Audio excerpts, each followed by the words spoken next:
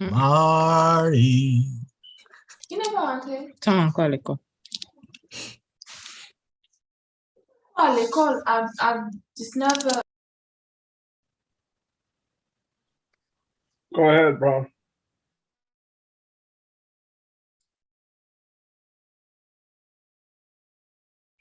You're muted. I knew that. I was just testing. Hello, everyone, and welcome to Friday Night Live. I'm Ron Hulbert in Orlando, Florida. Great to be here tonight with you.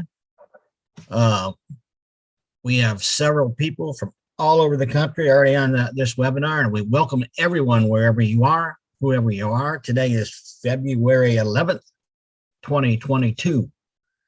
And what a year we're going to have, folks. Just sit back and get your seat on the plane because it's taking off. So let's get this thing started, and let me introduce my beautiful co-host, Lynn Nakamo from St. Petersburg, Florida. Hello, everybody. Welcome to Friday Night Live. We're glad each and every one of you is here. And tonight we have a very exciting webinar, a topic that I think everyone is going to enjoy. The topic is cybersecurity and how it applies to OnPassive. And we are very fortunate to have two awesome presenters here. First, we have Dr. Benny Blessing. She is originally from Cameroon. She moved to Maryland at age 18. An interesting fact about her family is that her father has 27 children. Isn't that amazing? Wow. She has two children. She has a son who is 28, who has a bachelor's in sociology, and she has a daughter who is 25, who has a bachelor's in biology. Dr. Benny has two master's degrees, one in counseling from the University of the District of Columbia, and one in information security and assurance from Capella University. She has a PhD in cybersecurity from Capella. Dr. Benny loves to help children with intellectual disabilities. She eats, drinks, sleeps, and dreams OnPassive. She loves to help founders who are in need, for example, those who need help in registering. So she is our first presenter, and our second presenter is Bridget Comsey. And Bridget is from Cameroon. She comes from a family of 9 girls and 1 boy. She has a 21-year-old daughter who is a senior in college. She moved to the United States when she was 19. She has a master's degree in chemical engineering, and she has worked in various industries, including pharmaceutical, medical device, biotech, and healthcare. Bridget is passionate about and fascinated with IT and space. She loves watching movies on the CIA and espionage. She is a proud founder, and her life is OnPassive. So at this time, I would like to give the floor to our two presenters, and they're going to present a slide presentation.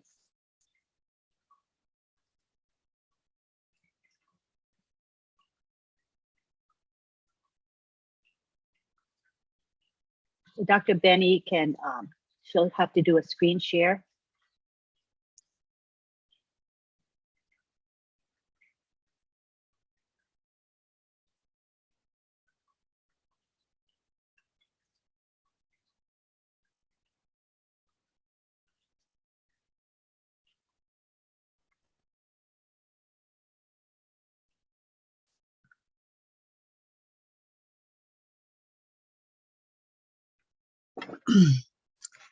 Okay. Good evening. Good morning. Good afternoon. I always say to my queens and to my kings on this amazing webinar in different parts of the globe. I want to take this special moment to thank our CEO for giving us this opportunity because of his love of humanity. I also want to take this moment to thank our Leadership Council members for all the marvelous work that they have been doing, all the issues that we have, and they are able to help us solve some of the problems. I also want to thank our technicians in Hyderabad, India. Now, I want to take this moment also to thank Akoha Auntie Lynn, right? Auntie Lynn, thank you for this opportunity. Thank you, Mr. Ron. Thank you, each and everyone. At this moment, I am going to begin. Cybersecurity. So, I'm going to give you guys the definition of cybersecurity. Cybersecurity is the art of protecting network device and data from authorized access or criminal use, and the practice of ensuring confidentiality, integrity, and availability of information. Now, when I talk about confidentiality, confidentiality helps to prevent unauthorized disclosure of data, and it ensures only viewable by unauthorized user. Access control and encryption protects the confidentiality of our data. Now, when it comes to integrity, it's like honesty, right? You have to be honest. So it provides the assurance of data that has not been modified or tampered with or corrupt through unauthorized or unintended changes. When it comes to availability, right? It ensures that the data and the services, they're available when needed. Now, I'm going to give you a little example of this information about cybersecurity. Sorry. It seems that everything relies on what? Computer, internet. When it comes to communication, what happened? You have like the email, you have smartphones, you have tablet. And when it comes to entertainment, you have the interaction of video games, you know, like for these young children that they like the video games. And then social media. I noticed that a lot of people, they like Facebook, TikTok. Then you have like application. When it comes to transportation, I noticed that a lot of us, you guys know about the search engine optimization, right? Within the search engine optimization and OnPassive, an example will be Google, Hotmail, AOL, and so on. So another thing we're talking about, like shopping online, you know, there are a lot of people that because of COVID-19, a lot of people, they don't want to go out there and buy things. They will go online and shop. And when you shop, what happens? With your payment, you have to use credit card, right? And when it comes to this security, we want to make sure that our company, which I know, will protect this credit card. It will protect your information. I just want to let you guys know about it. And some people will want to use PayPal. Then when it comes to medicine, right? You have like the medical equipment, and you also have medical record and so on.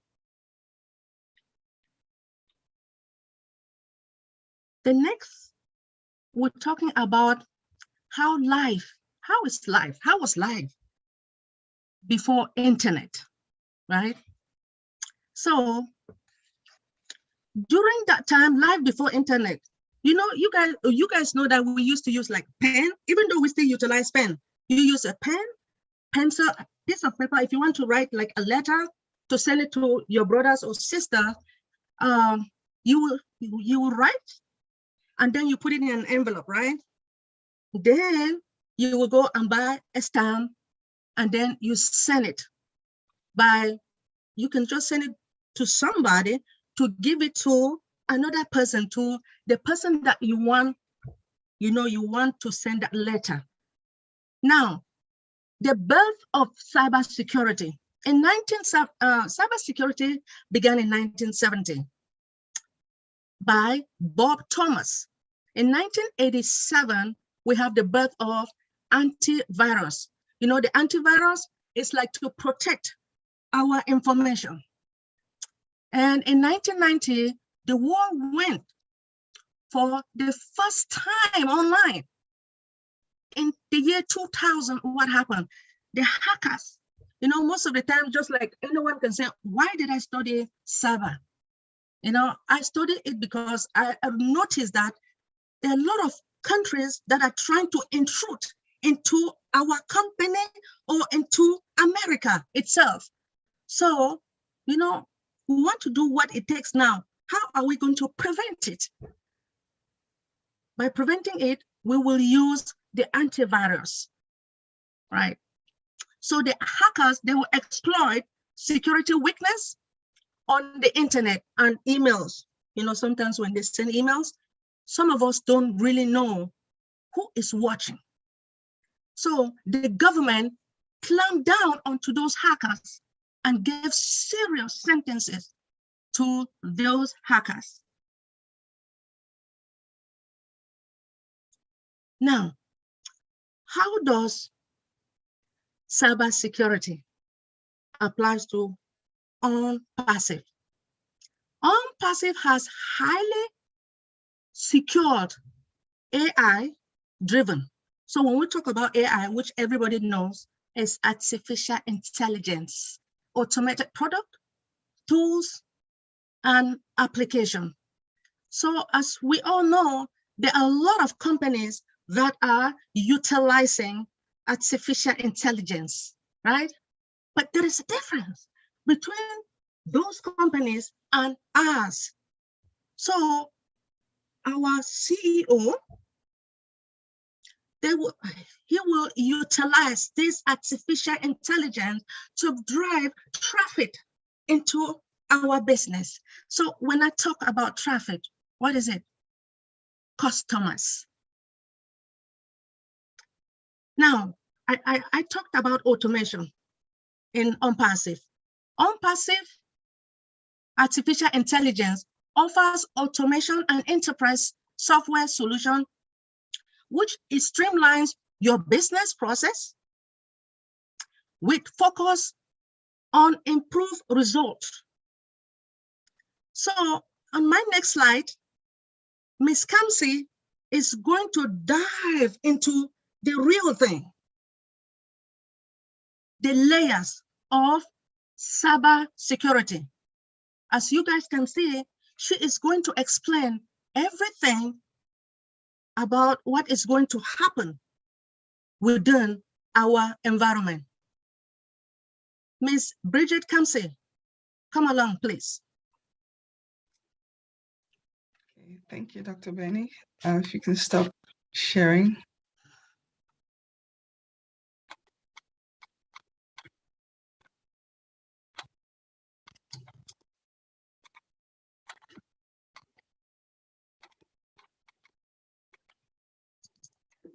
Okay.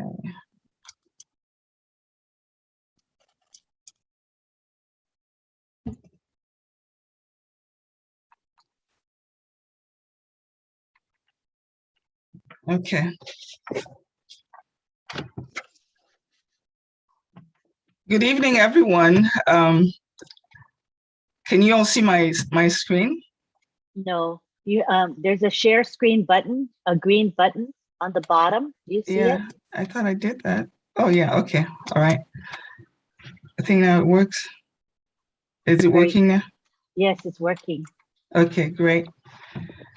Okay, good evening, everyone. I'm sure everyone knows, I am going to be talking today about the security layers, like Dr. Benny said. Everyone knows that OnPassive is a software as a service enterprise. So I'm going to start by explaining, laying down a foundation in hopes of everyone to try to understand where I'm coming from with this. So every enterprise. Bridget, before you begin, could you make your presentation so one screen shows only, one slide at a time? Okay.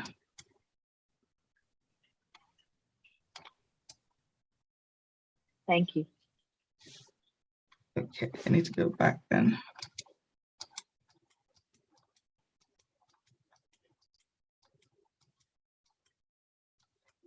Okay, yeah, that's it. So like I was saying, I'm going to start by laying down a foundation so everyone can understand where I'm coming from with this. OnPassive is a software as a service enterprise, and every enterprise comprises of layers, starting with workers, managers, and then senior managers and executive, in order to accomplish the goals of from the tactical level to the strategic level within the organization. So in each of these layers, there are IT systems to accomplish the goals or objectives of the group.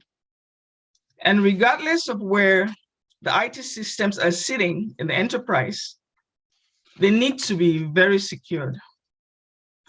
Therefore, our mission OnPassive, mission critical assets, which I will name a few, like O Academy, O Connect, O Staff, O Mail, O Net, O Virtual, O Trim, just to list a few, must be very secured. So in this presentation, I approach risk from an enterprise viewpoint. So I'm going to share about enterprise risk points very quickly. I will touch on prevention, monitoring, and response. And then the rest of the engineers in our shop who are here today will probably elaborate on the IT systems. So like you see here, I have my fan diagram that lays out the security system, starting with the outermost, which is the perimeter, and then the network security, the endpoint security, the application, and then the data. And on the left is the prevention, policies and management. And then on the right here, you have monitoring, response, and operation.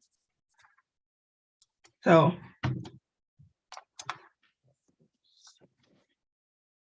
next slide. Okay, the next slide here is a definition of the perimeter. The perimeter is the primary interface to the outside world. So within this perimeter, now we do have the perimeter security layer, and some technologies and processes that will be used here as a security point. We'll have perimeter firewall, intrusion detection systems, intrusion prevention systems, Honeypot demilitarized zones, data loss prevention, and malware analysis. So I would kind of explain what the firewall is. It's a device or a set of devices on the very edge of the network designed to permit or deny network transmissions based upon a set of rules. And it is frequently used to protect networks from unauthorized access while permitting legitimate communications to pass. Yeah, so this is usually the very first device encountered when entering an enterprise from the internet. So another favorite point I need to talk about is a honeypot. That's one of my favorite. A honeypot is a server or group of servers that reside in the demilitarized zone that imitate servers inside the enterprise to trick malicious intruders. They are used to observe and obtain surreptitious intruders, tactics, techniques, and procedures. So that, I think I just wanted to explain about just a couple of them. And then the next level of security is the internal network. The internal network is the next layer that partitions the enterprise network into enclave. And you'd ask what an enclave is. An enclave is a distinctly bounded area enclosed within a larger unit. So here I'll just list a few of the technologies and processes that are in place for the sake of security. Again, we have a firewall here, which is a virtual firewall. And then the intrusion detection system also exists here. An intrusion prevention system and the data loss prevention or data leak prevention, and then virtual network security. So the next security layer is the endpoint. The endpoint, these are devices interfacing with the enterprise. So we're familiar with them. Examples are laptops, desktops, and smartphones. And the technologies that exist here would be the desktop firewall, host, IDS, IPS, which is the intrusion detection system and intrusion prevention system. And there exists also a data loss prevention. So what I would like to explain here is the host IDS IPS, which it functions within the host. For example, it's a practical example. If there's an attached Word document that may have a behavior that is foreign to how the Word document will work. So hence the IDS IPS will stop it from running and report accordingly. So that's an example of how that would work there. And then the data loss prevention, it's a host software that can identify, monitor, and protect data in use at the endpoint device while stopping data leaking if an unauthorized event should occur. So it can stop unauthorized activities. For example, if you're copying sensitive data files to an external USB storage device, it will stop it from happening. So the next security layer is application.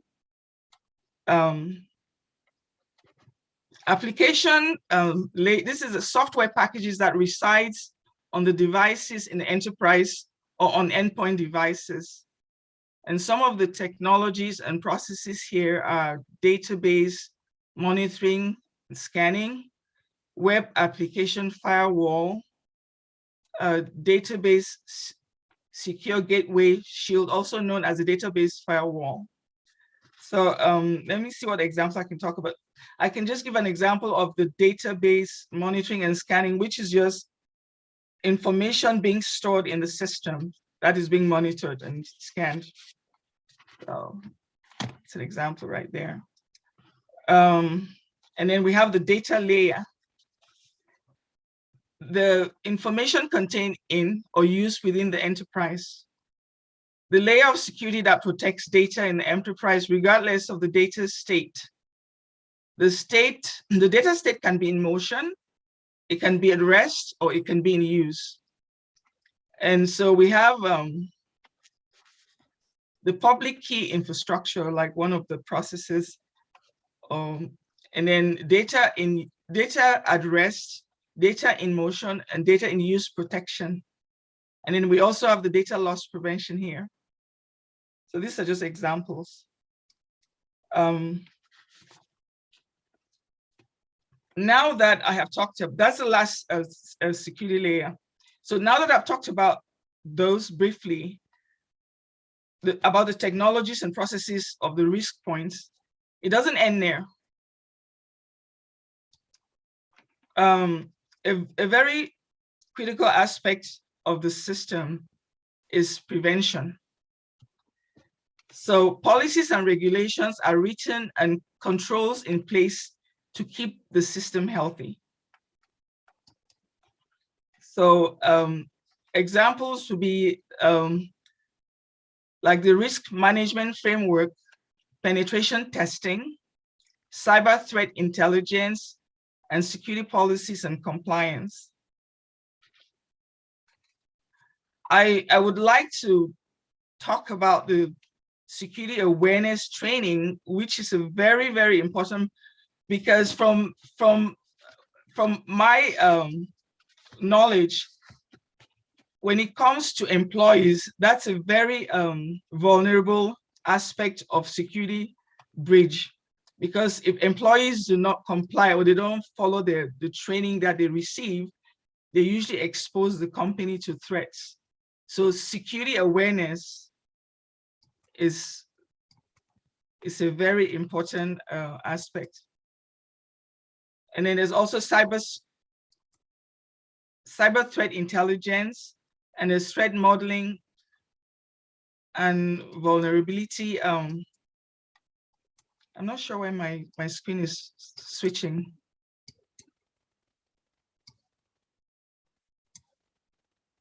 Vulnerability assessment. Okay, and then the next point that I would like to talk about is monitoring and response. Continuous monitoring allows the enterprise to identify security vulnerabilities and attacks and remedy them in a timely manner. Constant observation with a keen eye, coupled with the right tools and processes in place to recognize incidents and events and respond accordingly in a timely manner, like the incident reporting, CIRT, continuous monitoring and assessment. Continuous monitoring is very important because it enables organizations to continually assess their overall security architecture to determine whether they are complying with their internal information security policies on a day-to-day basis, as well as when changes occur. In today's world, organizations rely on technologies. That is why it is important that it's important to manage the technology effectively, making sure it is confidential, safe, and compliant based on the client license agreement. So that is it for my portion of the presentation. So I would let Dr. Benny elaborate further on ethical hacking and risk management, which is on the side of prevention, which is very critical for the security of an enterprise. Thank you so much for listening to my presentation.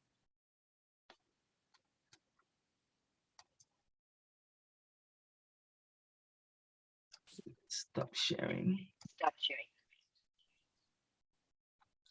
I don't see the stop sharing.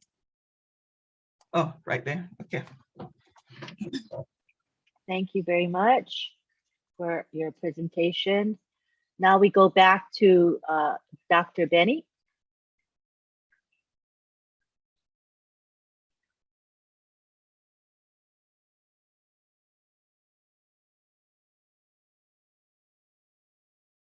If you can show just one slide at a time, Dr. Benny.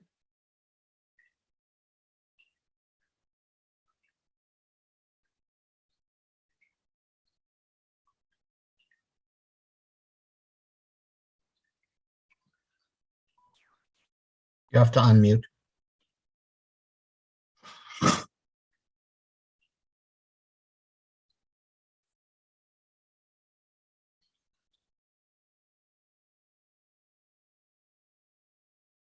You see where that is to the left of Okay. the slide bar. Thank you. There's a- Thank you. All right. You see where the showing one slide at a time, Dr. Benny? One. Oh. That Yes, yes. Hold on. Click that button. Yeah. Perfect. Okay, at this moment, before I talk about the ethical hacking or risk management, I want to talk about cybersecurity policies. Cybersecurity is the collection of tools, policies, security concept, security safeguard, the guidelines, risk management approach, the action, training as well, like the best practice, right? Assurance technology that can be used to protect the cyber environment and organization, our organization as well, which is OnPassive, and user access. So by me talking about like protection, right? Protection of your data. OnPassive has installed firewall software, antivirus software, and relevant that are really necessary on our website security measures in the computer, hosting on the website in order to protect your personal data. Only authorized personnel can access your data. If the person is not authorized, your data cannot be accessed. And now when I talk about firewalls is a network security system that it monitors and controls, like the incoming and outgoing traffic based upon the predetermined security rules. Next, we talk about password security. As you guys can see, you can see like the weakness here, which is in red, and strong security, which is in green. Why is password security important? Passwords are the first line of defense against unauthorized access to your computer and personal information. Password strength is measure of effectiveness of a password against guessing and, again, password. So I'm going to give you an example. The first reason why password security is important is because the users, they do have right for something, right? To something. Now, think about it for a minute. The users, they won't even have account if they didn't have access, right? Yes, to something. So whatever resources to the users, they have access to it in order to protect our data. Now, you select the type of password that you have to select. It has to be like alphanumeric.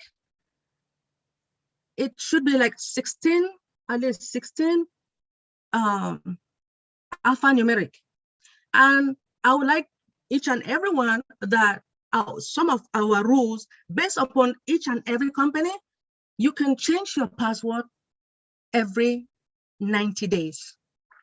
So another example, like when you are logging into OFounders, right? What happened? You log in. You have to insert your email address and your password. When you insert your email address and password, what happened? OFounder will send you an access code. But before going to your OFounder, to your virtual office, you're supposed to open the email ready. Then the email has to be ready. So immediately the access code is being sent to you, 5 minutes is given. As soon as you receive it, now you insert those email, the codes, which is like, to me, it's like 2 factors or authentication. So at this moment, we have come to hacking. Hacking is generally considered an unlawful or illegal activity. It attempts to exploit a computer or a network to steal what? Data, right? It will steal your data, or it will corrupt your files, breach of security, or it will compromise your data integrity, right? It will. But hacking can also be done with good intention to find security flaws within your organization. So within what? OnPassive, the flaws in applications, the network, or system. And this is a legitimate or lawful intrusion. Now, the lawful or legitimate intrusion to acquire access to a system, application, or network for this purpose is also defined as ethical hacking. Just to let you guys know that an ethical hacker, sometimes we do have like CEH, which is Certified Ethical Hacker. So ethical hackers are cybersecurity experts, right? Who will test the client security by penetrating into that system and identifying the vulnerability. One of our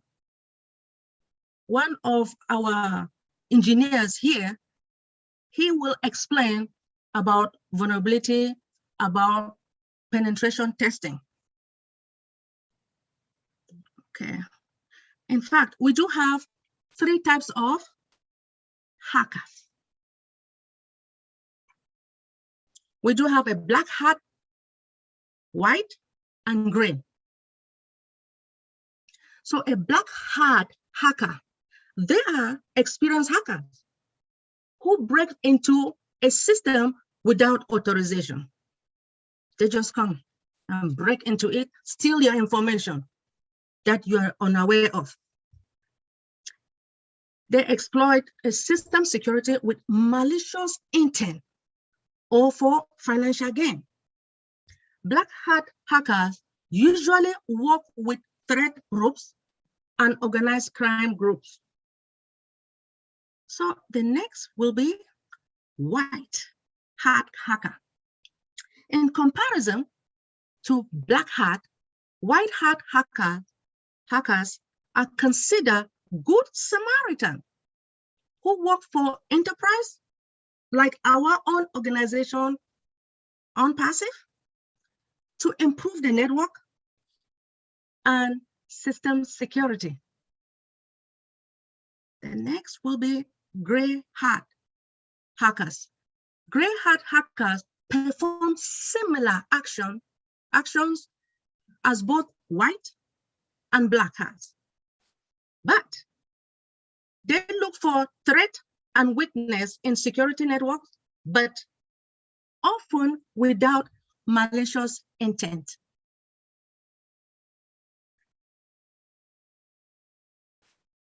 Here comes the risk management. As Ms. Kamsi was saying, based upon NIST, National Institute of Standards and Technology, we do have a lot of like documents that has to be created in each and every organization. But at this moment, we don't really want to talk about those because in the risk management framework, it is a life cycle, right? And there are 7 steps. The last step it ends with continuous monitoring, as Ms. Campson just said. So risk management is the process of assessing. When you assess, you respond. And what is the next thing? You monitor. So all risk cannot be mitigated, right? It can't, because there are a lot of organizations that they're trying to do something to save money. Some of them don't even have the money for the resources, right? So when I talk about resource can be like computer, resource can be people like us, because they need someone like us now to come and assess. They need money to buy computers. But some of them, even though they have the money, but they don't want to use it. So that's why I say all risk cannot be mitigated. Now, the main component of risk management, as I told you guys, we do have our shop here.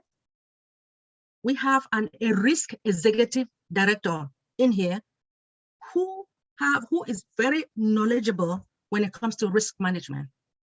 Hopefully, you guys, when you guys have questions, you'll be able to ask them and they will answer you. Now, the main component of risk, you have risk assessment. What are you assessing? You have to identify the threat and vulnerability. The next one is risk mitigation. Mitigation means you're reducing the severity or seriousness of something. And the last, but not the least, is continual monitoring. In each and every organization, they have to perform continuous monitoring. And if continuous monitoring is not there, there will be a lot of problems. So continuous monitoring, you automate the security monitoring across various sources of security information. And Ms. Kamsi will proceed for the conclusion. Thank you.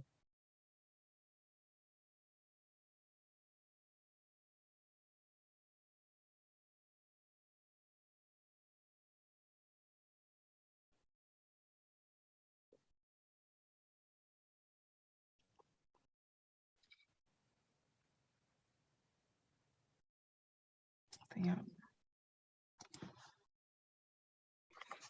Okay, can you all see my screen? Yes, we see all of the slides though. Okay, so I need to do it individual. Okay. There you Okay. go. All right. Well, to conclude,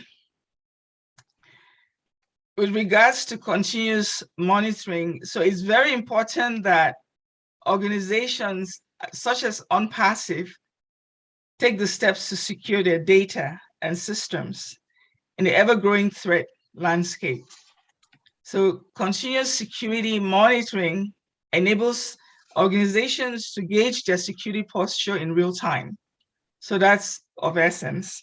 So this allows organizations to identify weaknesses or potential compromises and mitigate them quickly. So that's why I would advocate for continuous monitoring. So that's the conclusion. So at this time, we have our very able engineers in our shop who are ready to answer questions that you all have. Uncle Bob, Uncle Oliver, and Engineer Mike. Thank you so very much for your time, and we appreciate you all.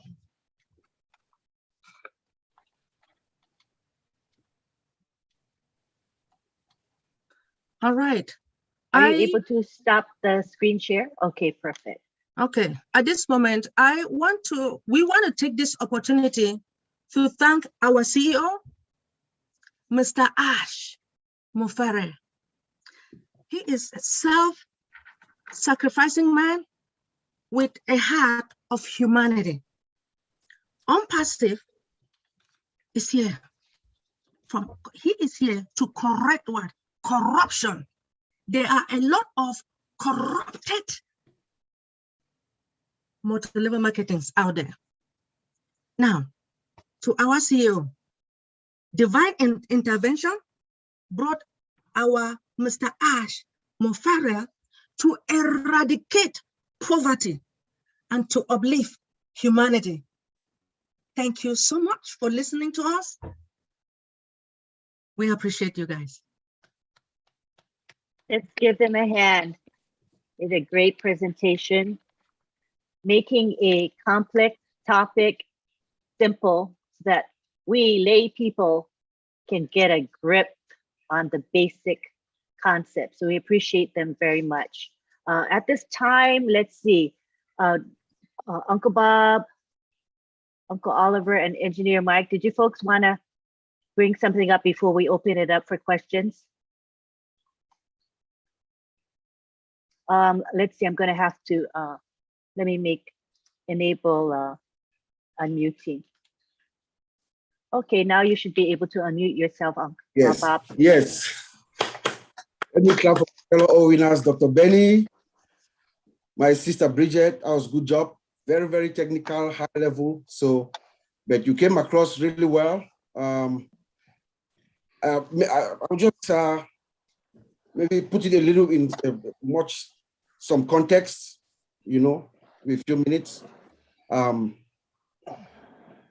You know, cybersecurity, or also known as IT security or information assurance, they're all the same thing. It's very critical to every company, small, mid-size, large, multinational, like they said. It's very important.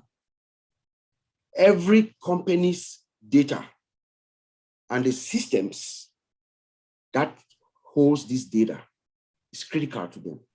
So they must be secured.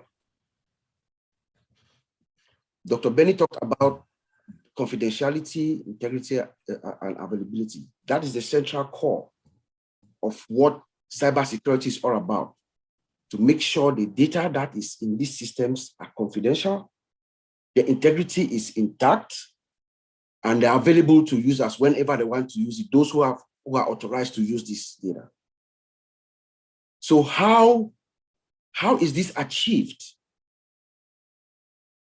How do companies, IT cybersecurity shops, how is this achieved? This is achieved through security control assessments or testing. So remember, they put security controls in place. In all the cybersecurity shops, they put security controls in place to protect the data. So that they do assessments to make sure this information, these controls are operating as intended and producing the results that they are being put for. So they are being assessed constantly, they are being tested through security control assessments. Then they also do vulnerability management or scanning of the systems. Some companies daily, others weekly, you know. So you scan the system, the entire system, the entire organizational structure, you scan it, run a scan to find the vulnerabilities. Dr. Benny also talked about vulnerabilities, to find the weaknesses in the system, the weaknesses that could be exploited by an outside threat. So you find these vulnerabilities and then you patch them, you fix them, you close the holes so that those hackers, those bad people outside cannot come into your system. That's another way. And then she also talked about testing. She also talked about penetration testing. Most companies, most serious companies that are serious with their security, they have an internal team that does their penetration testing, also call it pen test. I believe we also have one. OnPassive does have one. I think Maddie said that, or I heard, you know, so that is good. So you have an internal pen test. They are constantly trying to break down the system. It's a white hat hackers that Dr. Benny was saying.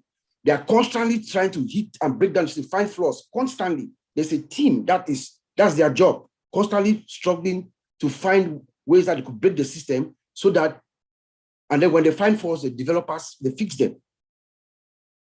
Most companies have this, and then we usually recommend, and most companies have an outside third-party specialist pen testers. There are some companies that are specialized in pen tests. They'll come once a year and run a pen test instead, try to jam the system, and then they will give you a report at the end, so you can use now to patch, to fix all the problems that you have that they find in your system. And then the last area is incident response. How do you, the companies must have a masterclass incident response plan, management system plan in place, so that when there is a problem,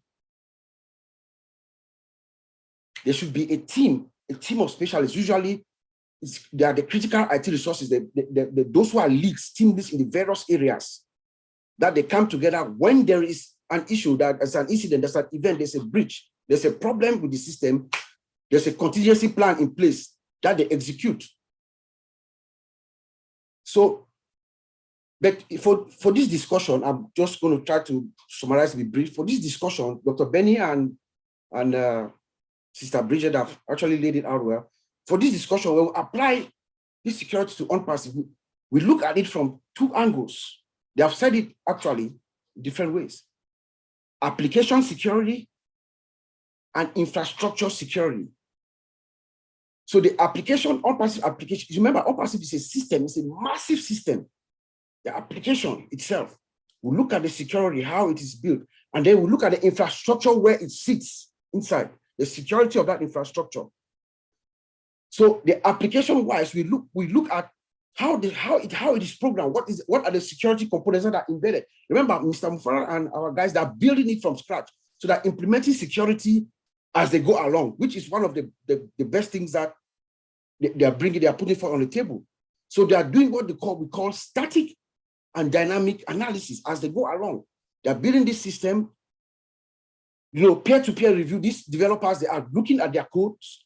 They are, reviewing it by themselves, peer-to-peer, code reviews. They also have tools that they could use, like there's something called HP 45. You can use it to check your code as you go to check the security. And then dynamic analysis, they use vulnerability scanning.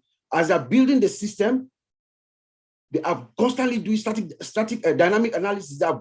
They are scanning it every step of the way. That's another layer of security that they go along. As they go, they're scanning, they look at the flaws in the system, they plug it, they keep going.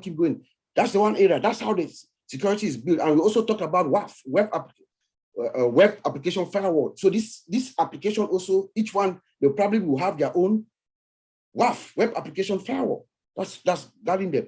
And then now you move inside the infrastructure. They talked about the boundary, the firewall at the boundary of your network. Right there before we hit the internet, before the internet gets you have your firewall that is constantly filtering, looking at those who are bad guys, people who are coming to your system, make sure they are the good guys, those who you want into your system. There are firewall rules and everything. So they look at it, there's an implicit deny. You look at it and then they come in. When you get inside the network, there are security controls in place as well. They talk about logging and monitoring. Yes, there are also tools that we have, monitoring, logging tools that we have that are being installed. But I believe that Mr. Ash Mufara, that I know, at least from a distance, it's not going to use third-party tools. I think I said this last week. I believe that we have the capacity and the capability to build ours. But there's something that they call a SIM tool, a system information event management system. It's a SIM. So it does monitoring for you and logging. So it logs everything. It looks at everything, your operating systems and database. It keeps logs of them and keeps track of everything that's happening. It looks at your firewalls and your routers. It looks at your antivirus logs. It looks at your proxy servers. It looks at your application servers, performance logs. All those things are being looked at. And in case of any abnormalities, there's an alert that goes to what we call the SOC room, the Security Operations Center. It gets to them, and that incident response team acts immediately. They talked about our encryption, the system, we have encryption at rest and in transit. The data that's coming in is encrypted. The one that stays in our system is encrypted. They also talked about data loss prevention. Data loss, DLP, data loss prevention is an agent that they install in the system that prevents what we call data exfiltration. She explained it well. Employees cannot remove proprietary information and upload them or email it to themselves or use a flash drive to get it out. No, that the DLP agent blocks that. And actually an alert go to the manager, and then the manager will come to that employee and say, hey, what were you doing? And then they take the necessary action. They have antivirus on the system, or the servers and the workstations. They are there, antivirus protection. We have USB block, the USBs. You cannot actually even take your USB drive and plug it in your system to download data. No, it is blocked already. They block it. Email filtering system. So all those things are put in place. They have an incident response plan. Everything is put in place for the system. When you do all that and then you do your security control assessment, in the US government, they call it, the grant what they call an AT, authorization to operate. They give a stamp of approval that that system is secure. In the private sector, we do a test, an assessment, and then they give what they call a SOC report, a System Organizational Control Support SOC 2 type 2 report that we have tested the system and it's good. This is the report. So that's also what I wanted to bring forward to us in a nutshell, but they did a very good job. And I know our boss, our founder, Mr. Ash Mufara, he's on top of the game. I have no doubt about the security of OnPassive. I can tell you I'm a security analyst from the outside. OnPassive is in good shape. OnPassive and O-founders. So I'll send it back to you, Auntie Lynn. I see some hands up. Thank you so much. Appreciate that. I feel very confident about OnPassive and its ability to protect our data, the company's data. Yep. So it's awesome, you know.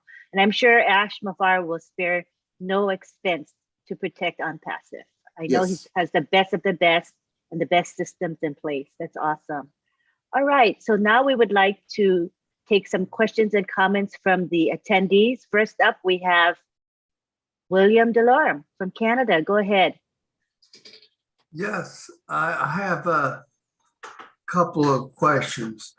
As far as users go, we have availability of, like, for example, of buying a compute and set it up. And those things are expense. And when you go to start a business, startup, it's usually fairly hard because you have to have security, and which is another expense. And you have, like, most people don't want to do that because that's bad for business for people online, because they have to go through all these issues of security, and then being hacked is another problem. So I have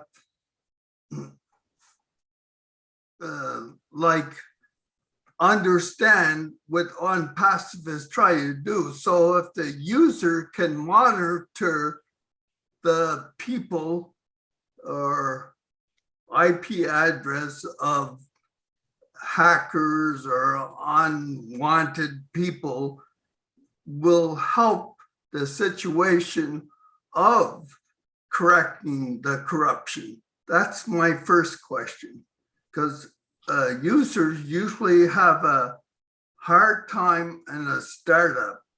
So that would be my first question. Okay, so who would like to take that? Let me take it, Bill. That was a good question, and I would like to address this by telling you that any business, you don't cut corners when it comes to security. And that is where OnPassive now comes in. And that is where we are going to be the monster, because with OnPassive, with our AI, that has the with AI that has the automated cyber defense attack and can also predict future attacks. It's not going to happen. OnPassive now comes in now that we have everything. Is a one-stop shop. That when you come, your security is good. AI is there to protect it. Even your emails, AI is going to protect your emails. Like now, we don't have spam mail with OnPassive because we have AI, and with with our process that our products and that have been automated also is going to help for that. So a lot of customers are going to come to us to come and get our services because our systems are going to be well protected. AI is there in all the products, and the automation is also there in all our products. Like our sister just talked about IDS and IPS. ideas, which is the instruction, the intrusion detective system and the intrusion preventive system. Those they are inbuilt in our system. But the one most important thing that OnPassive stand from the other companies, I'll compare this, that OnPassive stand from other companies because all our systems are being built with AI and the automation from scratch. And they have that preventive, that cyber preventive, and the future, they can predict future attacks. So it's not going to happen. So small or big size companies, OnPassive is the way to go for their security. Thank you. So my second question would be, as users, we can help the company get rid of these hackers because we don't have to be there, as an example, putting handcuffs on these people because they are criminal people. And I believe that we have to put a dent in it in some way, find a way that we can monitor them, because they think we're stupid too, that we don't have the intelligence that they do. And I think that all users do, so we can fight against them. That would be my second question. Yes, let me also take that. Okay. Our system, like I keep saying, with AI, we are going to have a robust data control. We have a robust data controls that are in place. That I'll go back again to emphasize on this. Companies don't have AI from scratch. We do have AI from scratch, and with the robust data controls that we have in place from AI and the automation, is going to prevent them, and is going to with that future and with that future defense to predict future attacks. It will be difficult for them to come in. But in security, you don't give 100% that is secured. And with all the other measures that we have and the controls that we do have in place that we're going to implement, and that we are not going to trust anything from the internet space, nothing is going to happen to us. Those attackers, as security person, I say again, we cannot give 100%, but I know who our CEO is, that he takes control. He keeps talking about security also. Those users from the attackers from out there, the hackers, it will be very limited for them to get in, because they are going to do the pen test on our system, hack it, secure it, hack it, and secure it. So I will say we are going to be fine, no matter how bad they want to come. OnPassive is the way to go in the world of today, because our systems are going to be secured and cost effective. Thank you. Let me also chime in there that Certainly. one of the awesome power of artificial intelligence is detection. You know, like Oliver said, so they are going to be able to detect these hackers even before they strike. And then remember also we have OTracker. Remember, OTracker has a feature in there that's called fraud detection. So OTracker is actually going to pick you up, identify your IP address, and then you are blocked, you are blacklisted. You will never be able. So in fact, OnPassive is bad news to criminals and hackers and those who do crazy stuff online. OnPassive is bad news for them, because OTracker is going to identify that IP address. You're going to have to be changing a phone or your laptop or computer or whatever every time you try, because OTracker is going to trap that IP address, detect it, and blacklist it, block it from the system. You will never be able to come inside the OnPassive network. So we are very, very well protected. Thank you. I'm impressed. I'm sure our attendees are pretty impressed as well with the protection that we're going to have for OnPassive. All right, next we have Engineer Mike. You can take the unmute yourself. Good evening, everybody. Sorry, I'm driving, so I'm not very clear. The vision is not very clear, but great presentation for the ladies, Dr. Benny and Sister Bridget Kamsi. Good breakdown, Uncle Bob, and thank you, Uncle Oliver, for you people answering the questions. What I want to bring here is to talk about a little bit about the password that Dr. Benny was talking about. So if we remember in IT now, we have the Windows operating system. We also have the Mac operating system, and we also have the Linux operating system. So all three of the systems, they have an inbuilt security that you can go online just on your command line, and you force a user to change their password depending on when they want to log in. So the command is just sh. This command changes the aging parameter of a user's password. So CH, that CHAGE, CHAGE is pronounced CH. So change age. So for instance, you can use CH command to ask a user, to prompt a user every time that they're logging into the system, they should have a new password. That is a security measures. And I mean, if our system, whatever, if OnPassive is using Linux systems, if it is using Mac systems, and if it is using Windows systems, it is applied to every of the systems, the command, sh command. For instance, I'm a Mike. I want to log in into a system. On the command line, we will give a command to a Mike so that every time he wants to log in into the system, he changes his password. That is an inbuilt security for systems, be it Windows, Mac, or Linux systems. Thank you very much, Bizin. Thank you, everybody. Thank you, Engineer Mike. Appreciate it. We have now Marty DeGarmo. Come on down. All right, all right. Hey, great job, everyone. Dr. Benny, Bridget, the 2-3 IT guys, you know you're good. One thing I wanted to say so that people understand, I'm sure they do, but just in case, when you hear the word data, that's money, big money. And the reason it's money, it's information. It's about you, it's about me, it's about schools, it's about anything that goes online is data. You know, you hear IP address, you hear that. That's an address. It's an address of your computer, where you're at. It's data is so powerful money-wise, like billions, if not trillions, of having data. And everything that everyone is saying tonight, keep in mind, you're in good hands, as Allstate would say. All this stuff that you're learning is covered. I mean, if you don't have protection, you don't have data. Now, where the ultimate protection comes in, and they're saying this, is when you own your own data center, because the breach would be within, right? You know that you narrow everything down when you get your own data center because you're controlling that. And keep in mind, not everybody in Hyderabad has the same level of security as maybe the one guy that really sees most of the stuff.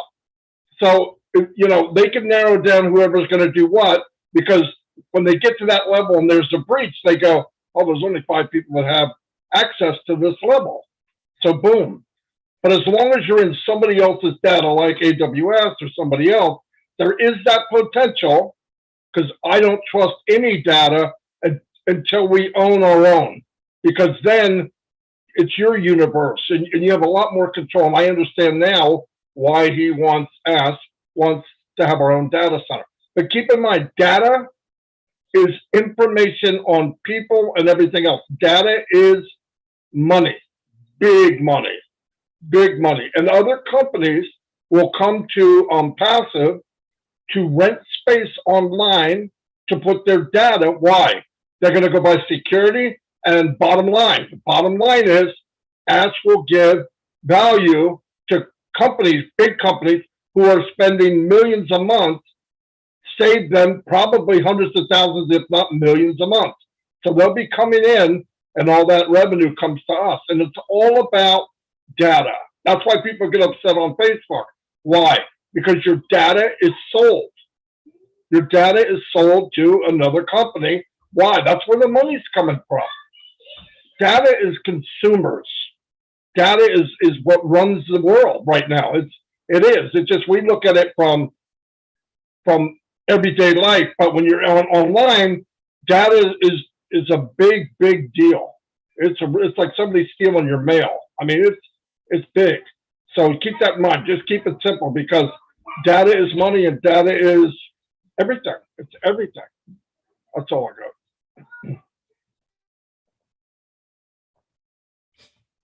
Thank you, Marty. I hadn't even thought about that data is actually money. It makes sense to me now. So thank you for bringing that home for us. Next, I think we had Neeraj. If you're still in, Neeraj, feel free to unmute. Somehow Marty asked the same question that I was going to ask, because one of the challenges of cybersecurity is cloud security. Definitely, we definitely have AWS, and which is a better one of the best ones. But if you own the data, that makes a hell lot of difference. So that's what people have to understand. It's why the data centers are coming up. So Marty, you actually took my words. Okay, so I think it's already covered. So Thanks, Neeraj. We have Denbo McCary. Go ahead and speak. Thank you, OnPassive family, Dr. Benny, Madam Nkamsi, of course, my other brothers that elaborated on the security measures, Mike, and I've forgotten the other security analyst name, but I thank you all. Just like Madi was saying, yes, data is the new oil. You know, data is the new oil, and to maintain the integrity of data, that is why the security measures are very, very important, and that is what have just been laid out to us. You know, so I'm very, very happy to at least to participate in this this webinar, to have more information as a network administrator and an IT consultant. Now, my comments or my addition that I want to make is,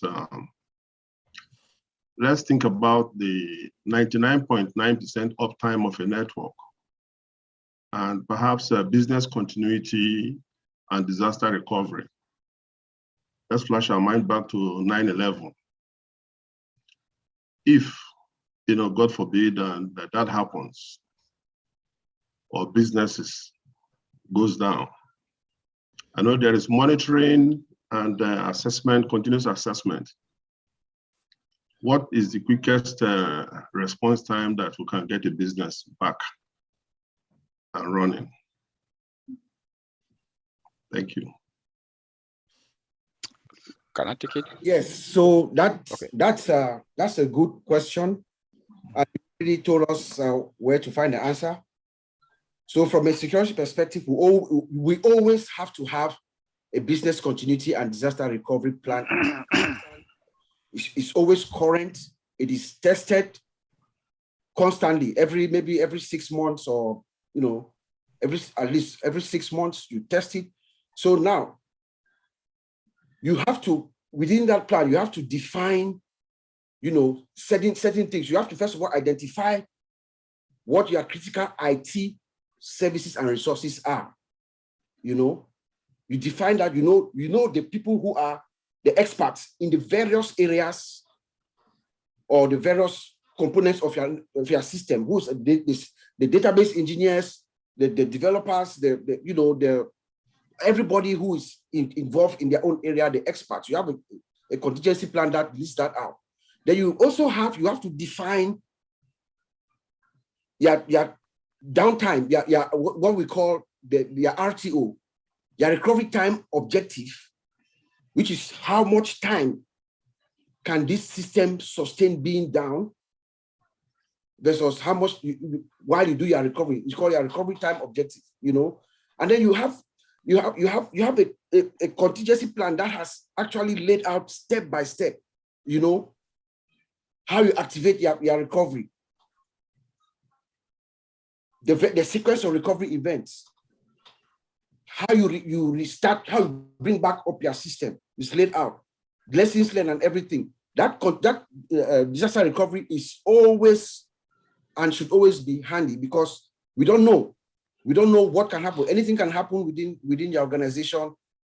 The most companies that are successful are the companies that have a robust disaster recovery plan. And that plan must always be tested consistently, constantly. Maybe some companies do it every 3 months. They test it, they do what they call tabletop testing.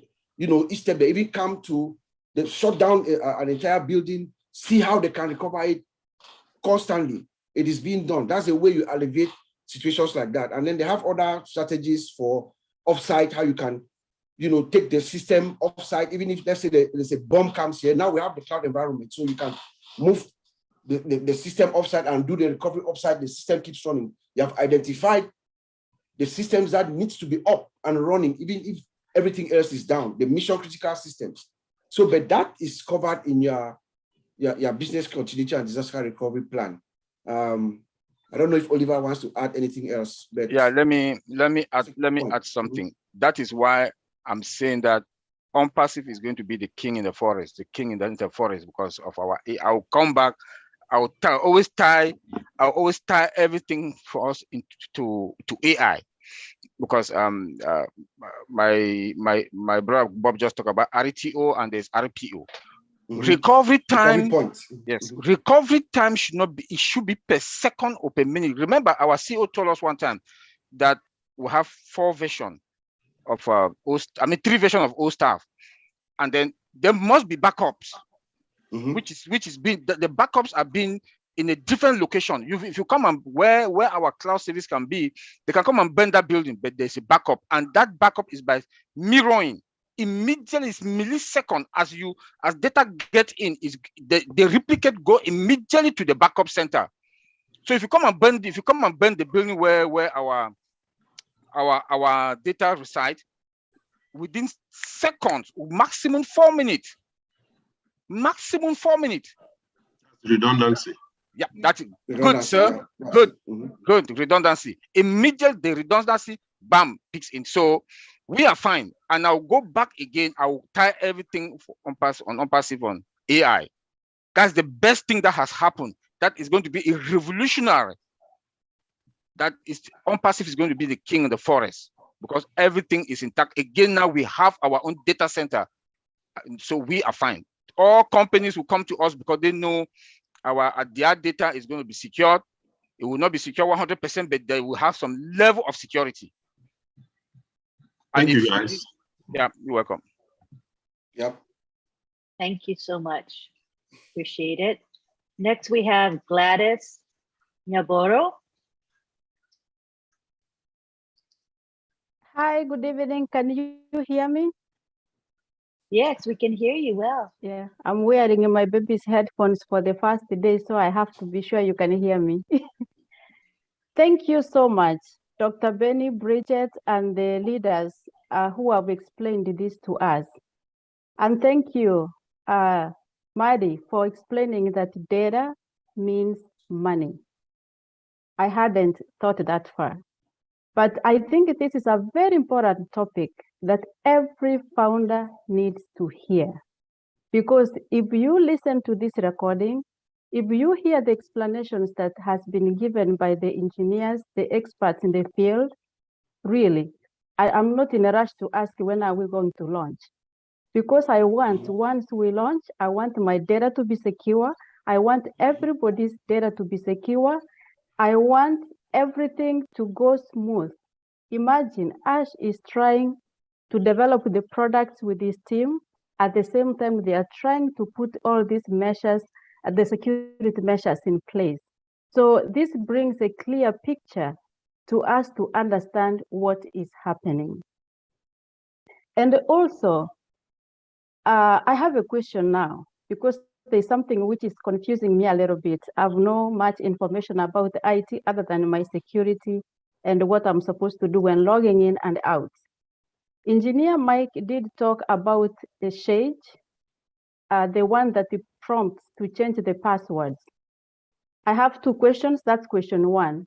Is that the one that prompts like during at work, we have passwords, but every maybe 3 months, a message comes telling me to change my password. I want to know, is that due to that change prompt or no? Number Yes, two. Gladys, that is it. Okay. It is in a file.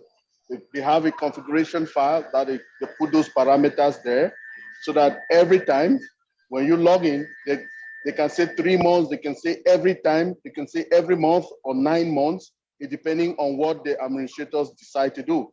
And all that is found in the service license agreement, okay? The SLA, service license agreement. Thank you. Thank you so much. Question number 2. Dr. Benny mentioned that we have 3 types of hackers. The black hat ones, those ones are figured out, not difficult. The gray hackers and the white hat hackers, she said that they don't have malicious intent, both of them. So I'm confused. How can I differentiate the gray hat and the white hat hacker if both don't have malicious intent? Dr. Benny, do you want to take that one? Yeah, the gray and the white, they don't have malicious intention at all. So we just know that the black one is the one that has the malicious intent. So the gray and the white do the same job? Yes. Okay. Thank you very much. For anybody, any founder of... Okay. Let me add a little bit.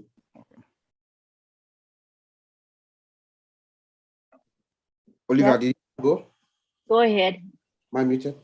Okay. No, we hear you. So the white hackers usually are employed by the corporation, by a company, for them to, come and beat down the system to find flaws. But they are doing that with no malicious intent, because there have been some, or sometimes it's actually a group of hackers that are employed within the company, or it could be an outside company that is being hired to come and make sure this system is intact. But the gray hat hackers are people who are out there. They are playing. They are just hacking. They are doing stuff, but they are not part of any corporation. There are some people who are just, curious people. They go in, they beat down a website, and then all of a sudden they find a flaw, and then they could say something about it or not. So that's the slight difference between the gray hat and the white hat. Thank you very much. Yeah. Thank you. Lynn, can I add something here? Yeah.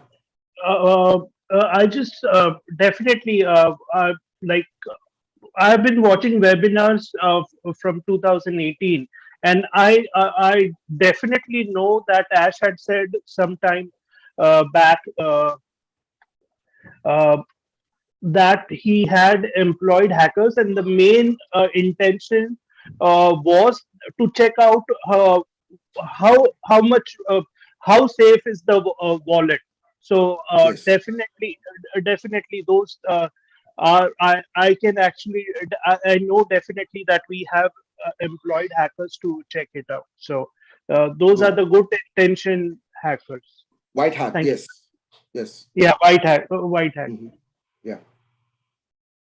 Okay, thank you so much. I truly appreciate. And now when anybody asks me when we are going to launch, I'm going to share this recording so that they can listen. Hopefully they will see the whole picture.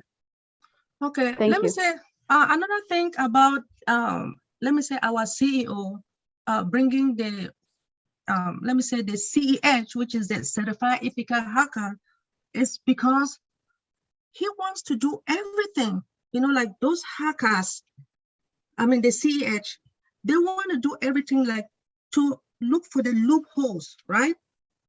If there is any problem, if you are a hacker or you want to do whatever it takes, right?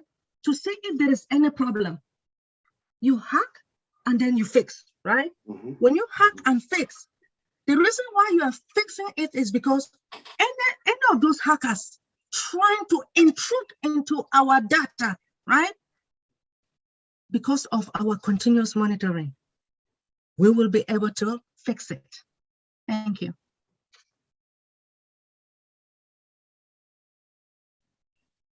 That definitely is reassuring to me, you know, that we're safe, or OnPassive is safe. Thank you. All right, we have Marcian Hemabu. Go ahead and unmute yourself, Marcian. Yeah, thank you so much for having me. Good morning, good evening, good afternoon. Wow, what a webinar. This is so amazing. This is really what I needed to hear tonight. Dr. Benny and Sister Bridget, you guys have nailed it down. You see why when I go out and I talk about OnPassive, I'm so happy, because my money that I pay is nothing. How can I have a course is zero free tonight? What people pay to go to have it in the class, I'm having it tonight. This is so amazing. We are learning a lot in OnPassive. I didn't put my hand up to ask any question. I just called to say that OnPassive is where we need to be. We are learning a lot. I don't know nothing about cybersecurity, but tonight, believe me, I know a lot now.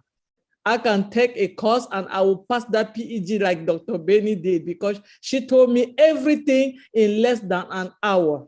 Thank you guys so much. I really appreciate it. Thank you. Thank you so much. I need to win it. We need to win it. You're welcome. We'll send you the bill later. Lynn, let me take this next guy because I can pronounce his name. All right, go for it, Ron. Because my wife's last name was Jones. Mr. Wayne Jones, come on down. How you doing? I'm doing well. Thank you. My question is, and I've been working a lot of hours, so I've been listening to certain webinars, and I love your guys' webinar. A lot of information about the technology and the security on both ends. One of the things I just heard a little while ago is that data is money. One of the reasons why I got into passive, and you might have already covered all this, and I just want to make sure that my data isn't sold. I want to make sure that my data is secure, and that and everybody that becomes on OnPassive, are they secured? Are they covered?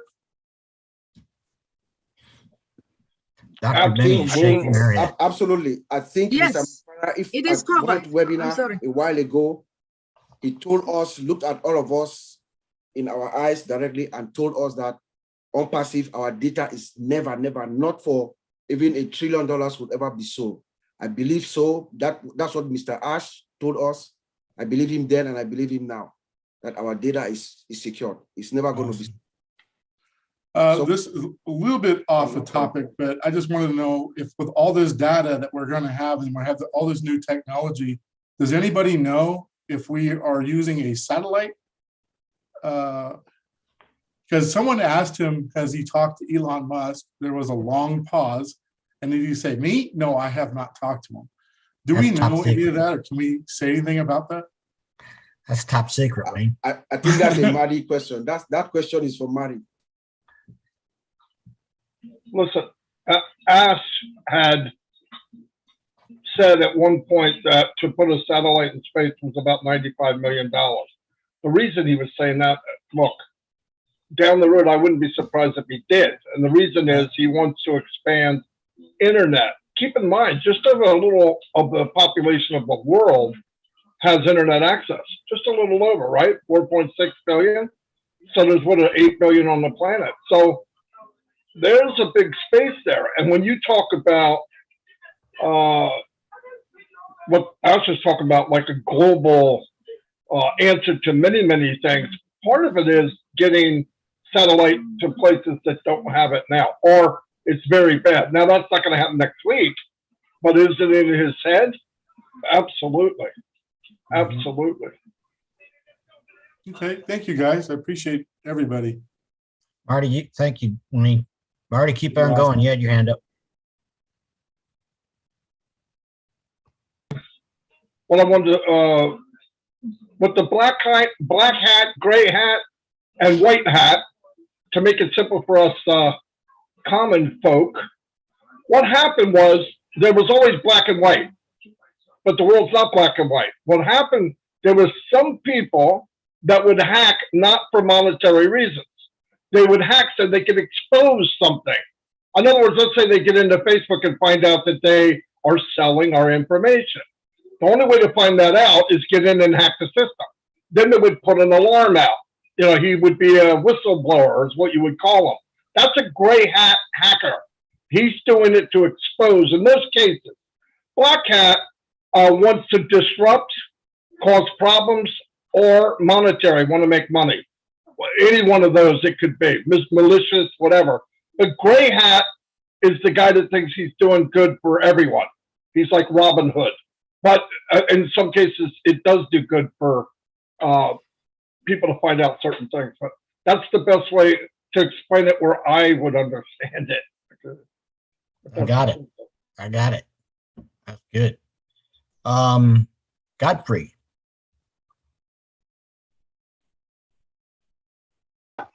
Hello, thank you. Hello. Hello, can you hear me? Very clearly. Thank you. All right, thank you. Thank you, Dr. Benny. Thank you, Sister Bridget, and all the panelists. We appreciate you very much.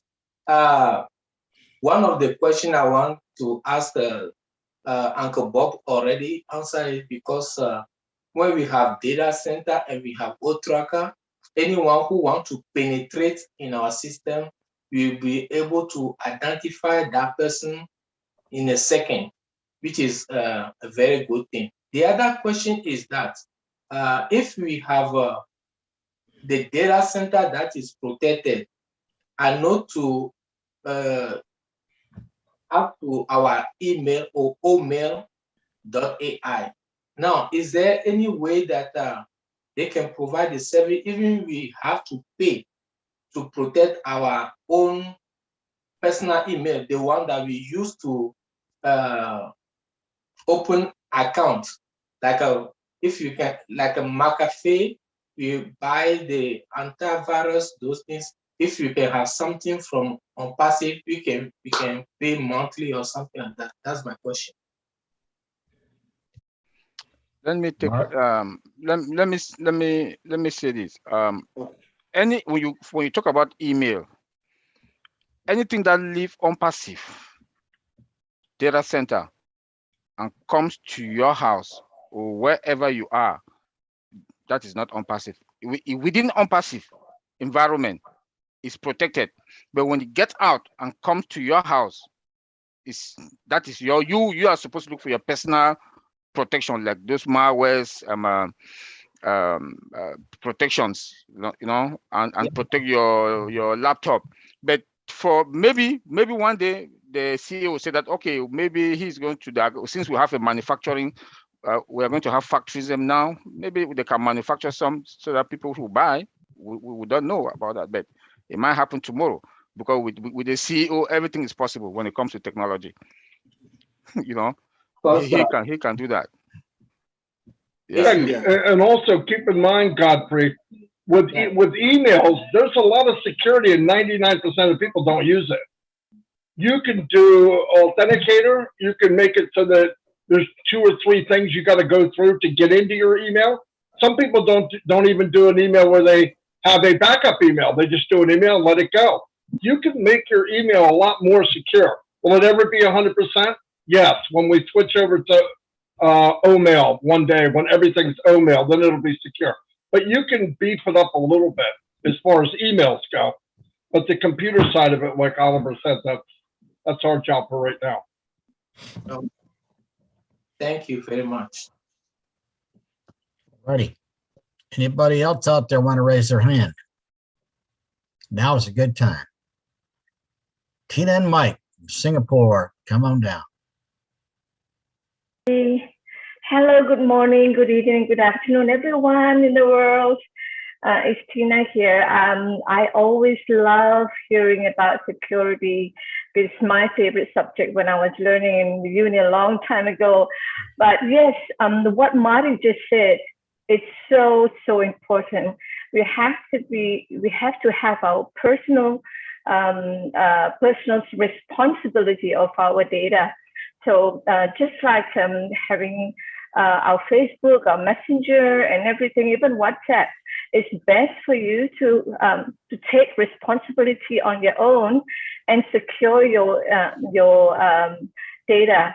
How? There's always this two-step authenticity that we must do, and I do it for all, even for my WhatsApp. Before I actually open it, I have my biometrics to put it on so that no one else can get access into my WhatsApp, into my phone, into my Facebook.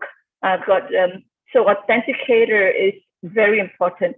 What is important is for us, even for us as the people who are holding on to the data, don't just let go of the security to the corporate. We ourselves have to be responsible and accountable for our data. That's all I have to say. Thank you so much. It's a wonderful webinar. I love security. Thank you, Dr. Benny. Thank you, Lynn and Ron, for having this subject. Oh my God, Bob, Oliver, and this. It's a great webinar. I love it. I love it. Gladys, beautiful question. Thank you so much for all the learning today. I'm back in the classroom. Thank you. Thank you, Tina, for your question. Yeah. Okay. Any other hands? I don't see any other hands. You know what that means? Yeah, let me ask something about password. You didn't raise your hand. I'm sorry. Go ahead. I just want to say something about password. Please, we should be very careful with our password, and we should take it as our own protection. That when you go and use, because I saw some questions that were coming during when with the wrinkle stuff, that people were saying that my password is my password on my email. Please take that responsibility. Your password should be your personal stuff. And now that we are going to launch, we are going to have our wallet that you transfer your money to your bank account. Make sure you change your password every 3 months. Most companies it's 90 days, which is 3 months to change your password. And they should be minimum 10 characters. If you go somewhere, you use somebody's device, laptop or whatever to check your emails, or you want to do some transfer, please, when you go there, log out. When you log in there, please log out to make sure that it's, your email is not out there, it's not open. Because if you do that, somebody comes and get it, you are in trouble. And if you suspect anything about that, that somebody has got into your account, change the password immediately. It should be anything. Change your password immediately. Your password should be your #1 protection, because that is your responsibility. I just wanted to stress on this matter of password, that we should understand the intensity or the power or the power of password. Change your password every 90 days. It should be minimum 10 characters. Mix it with words, numbers, and special characters. $sign or whatever sign, and sign, mix them with it. And do not write it, or if you write it somewhere, please make sure that where you write it, Microsoft has something now that you can log in all your password and save it. That is only you that has that password for that save for your password if you have a lot of passwords. Thank you. That is, folks, that is so true. Like on your cell phones, this week mine was stolen. Within 4 hours, they had cleaned out my bank account because I didn't have a lock screen on. So they got in it. And of course, I have that passport app where you can just hold your phone up and let it pay. And that's what they use. So protect yourself. The company can only do so much. So thank you, Oliver. Rose, come on down. Budget fitting. Thank you so much, Ron. I mean, what you're saying is very key. If we, excuse me, I have a cold. If we don't protect ourselves, definitely will not be, we won't blame OnPassive, because OnPassive, I am so marveled by the teaching I've gotten here. This is the real Academy coming on. So thank you very much, the facilitators. It was amazing, I must say that. But as the users, we must, by all means, protect ourselves as much as our founders here and the CEO have given us all the best in the platform and all the teaching that there is. And the goodness is, if you forget, there is a YouTube to go back to and listen. So once again, I'm just here and to be a founder in this great, great venture. One thing that I want to repeat is data is the real gold. If our gold, which is our data, is protected, what can we lose? So thank you to all our facilitators. Thank you, Rose. Okay, Ocarina. Come on down. Thank you, Ron. You're welcome. I wanted to ask Oliver, when you said that you should close out of your password on it, you mean like when you're in your back office, because I just close like my window, I don't actually log out. Is that like a problem? Should I just log out before I close my window? Because when I come back in, of course, it's closed already. But I just wanted to ask you about that, dear, because I know nothing about this stuff. No, please shut it down. Just shut it down. Okay. Like, shut it down. Yeah. For me, just lock out. Okay. I'm so particular about it because now, like I said before, we'll start using our wallet. And we'll have our laptops. Yes. You know, we'll have your iPhone or your tablet that maybe you want to access your wallet. Maybe you travel. Just log out. Log out. Okay. Log Not just out. close. Not just close the window at the top. No. Okay. Okay, that's what I've been doing. So thank you. Click on your picture. Go down the actual where it says log out. That's what Oliver. That's what Okay. Oliver said. Thank you so much. Appreciate it. Welcome. All right. And thanks for having me, guys. Love you all. You're welcome. We love having y'all. All right. Okay. We have the beautiful Miss Cindy Hopkins. Hello, Cindy. Well, hello, Ron. Hello, all of you beautiful founders. And oh, that was a terrific question, Karina. I mean, I go over that a lot. I have regular weekly calls as well with founders, and that is I'm fanatical about that. Definitely log out, make yourself log out. I don't care where you are, in your email, wherever you are, log out. You know, that's security all the way.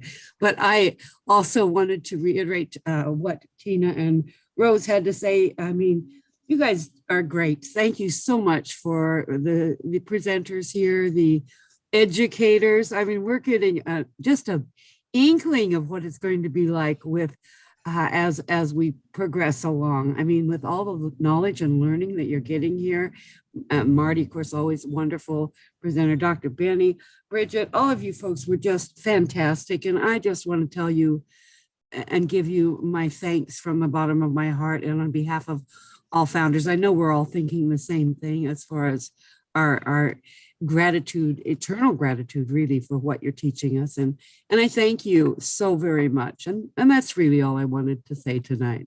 God bless you all. God bless you, Cindy. And I agree totally. We're thankful for Ash McFarr, because if it wasn't for him, we wouldn't be on this webinar. So, and imagine what you'd have to pay outside to get this education we're getting tonight. You know what else, Ron, on that? You know, you're right. I think that if I've learned nothing in these last 4 years, or nearly 4 years, that since I've been a founder, it has been to learn patience and really knock me down a notch to realize that, you know, I'm not just out there scrambling to make a living. I mean, we are all working together, and I love what our CEO has really enforced in us. I mean, it really brought us to really go full force, full turnaround, think about other people. And that is what it's all about. I mean, I think most of us have always cared about people, but I believe in this business, and that's why I feel like I'm right at home. I mean, it just impacts in everything that we do. We're helping each other, and I believe that. And I do want to these wonderful, wonderful Friday night webinars. They're great. They're great. Thank you. Thank you. And also I want to thank Marty Nakamo, because if it wasn't for him, he gave us a slot to do this Friday Night Live. So we appreciate him tremendously. So Roger Wandiji, Good evening, good morning, everyone. Thank you, Sister Bridget Kamsi. Thank you, Dr. Benny. I don't want to say thank you to the master of the master. I'm talking about Marty Nakamo, Oliver, Engineer Mike, Bob Takusi. Please accept my deepest gratitude and accept my acknowledgement of the amazing job that you guys are doing. I greatly appreciate you guys. I have a question. Oliver, you were talking about changing the password. My question is, should I have to contact support if I want to update my password? No. No. Okay. No. That is on you. Okay. That is on Thank you. you. Okay. Thank you. All you have to do is go into your OFounders account, click on your pic, Profile. your picture, Profile. go to profile, and you can change your password anytime. Okay. You just can't Thank you. change the email. Okay. Thank you. All righty. Thank you. Great question. You're welcome. Lynn, I'm going to send it back to you, let you do it, and then we'll finish it up. All righty. Hi, Niraj. Good to see you here. Go ahead and speak. Sorry, just thought of asking this. When you, since the option of logout had come, a question of logout had come, I'm sure everybody must have experienced that if your session is not idle for a certain number of time, then automatically it logs off. So maybe I want maybe the techie guys to explain this security feature, what like how useful it is, or how or can you tell more about it from the techie side? What does it do? What do you want to know, sir?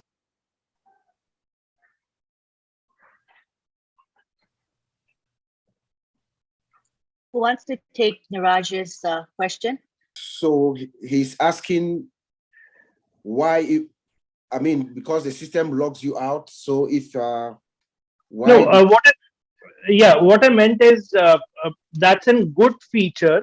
So I just want you to stress out the importance of that. So that's what I was asking.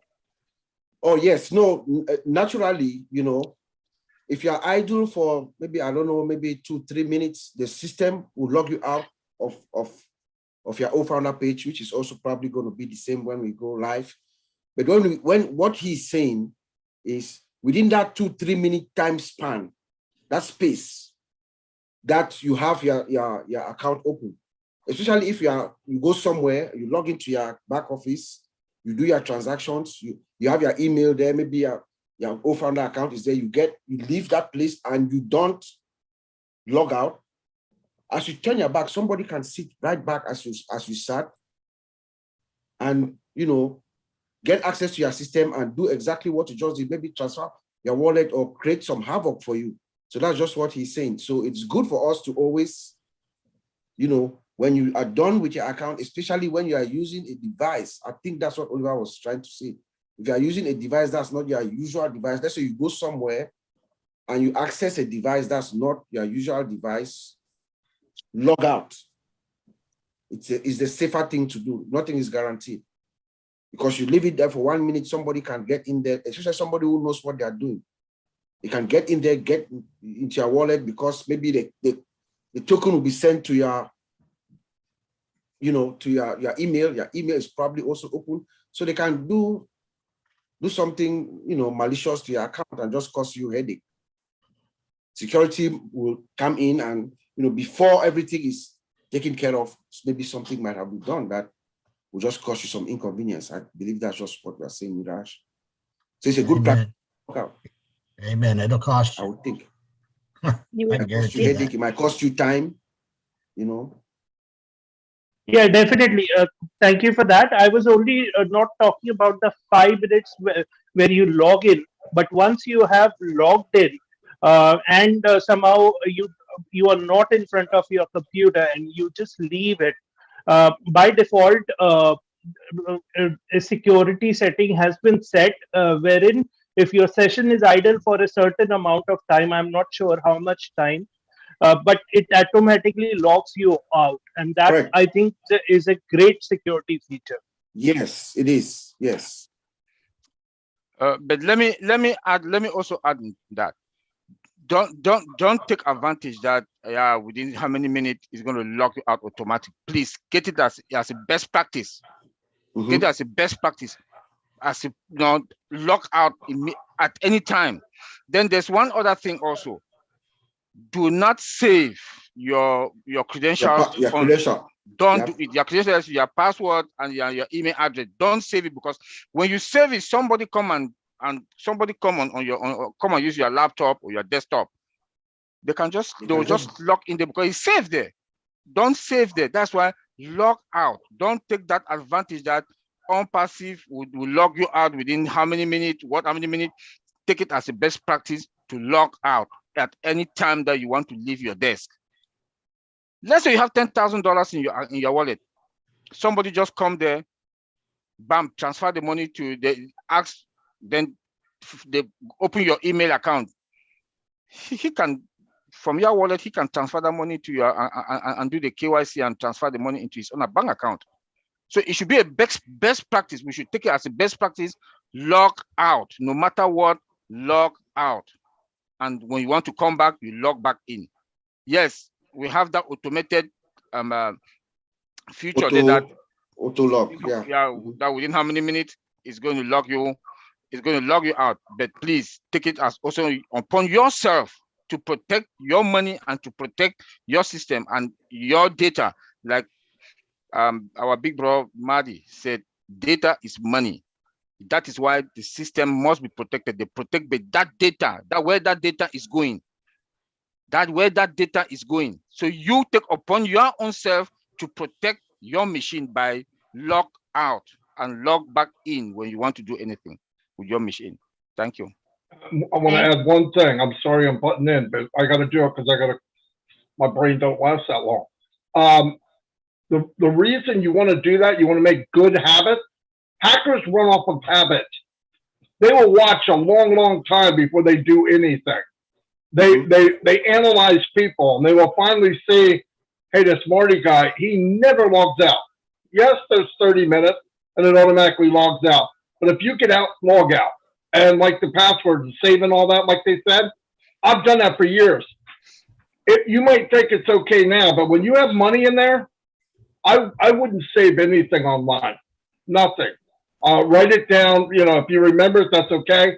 But man, log out, because the big thing for hackers is vulnerability. They look to see what habits are going on, and they don't need to be quick. They need to wait. They're like a wolf. They're just waiting for the opportunity to break in or get in or whatever. I don't want to scare everybody, because I believe OnPassive will have the best security in the world.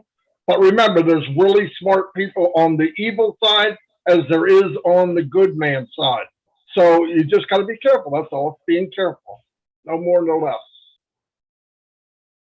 Thank you. And I think also just to remember that even though we are given all the security safeties and everything is at our disposal, we still have to have some initiative to take personal responsibility. So that will never change, right?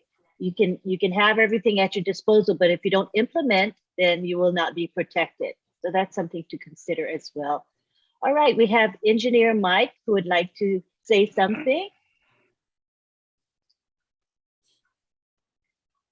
For this opportunity. This time is just to talk about when you're logging into your system. It is very critical for companies. I was working in a movie production company. So one of the, he was like the director. He's a director of the rendering system. They do the rendering when all the movies are. Rendering just means they're doing the editing of their movies. So what he did was, he was used to, he liked walk in his decks and he will leave everything on. Okay, he doesn't close it. He doesn't log out of his system. So they have witnessed, if they have monitored him for a very long time, to see that this is what he is doing for a very long time.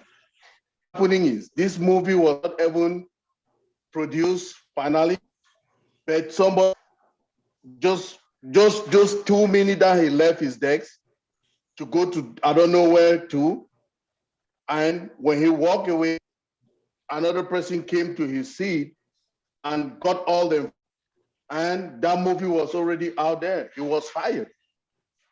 He had already a career in that company, but fired. I didn't give benefit. So that is how critical this security thing is. You don't leave your desk and you leave your liver always locked completely. Even if you don't go, you do for a couple of minutes, you can idle the system. If you leave it on, you don't know what can happen in a fraction of a minute. So this guy, the movie was lost because it was already out there and the person sold it.